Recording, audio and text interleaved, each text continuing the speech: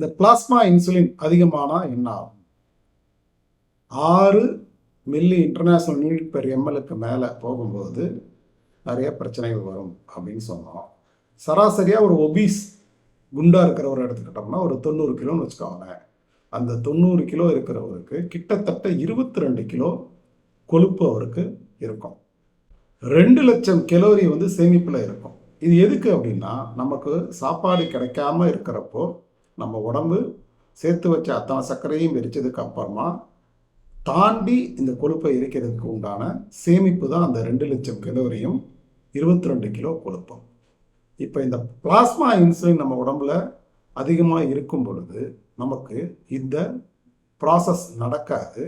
நமக்கு மறுபடியும் பசி எடுத்துக்கிட்டே இருக்கும். நம்ம என்ன பண்ணுவோம், மறுபடியும் சாப்பிடுவோம், மறுபடியும் சர்க்கரை அளவு ஏறும். தேவையில்லாத சர்க்கரை, அதாவது நாம் உபயோகப்படுத்தாத சர்க்கரை கொழுப்பாக மாறி திருப்பி டெபாசிட் ஆகும்.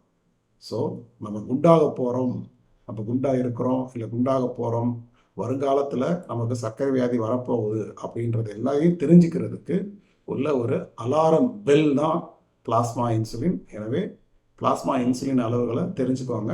அதை முதல்ல கட்டுக்குள்ளே வைக்கிறதுக்கு பாலியோ உணவு முறையை தொடருங்கள்.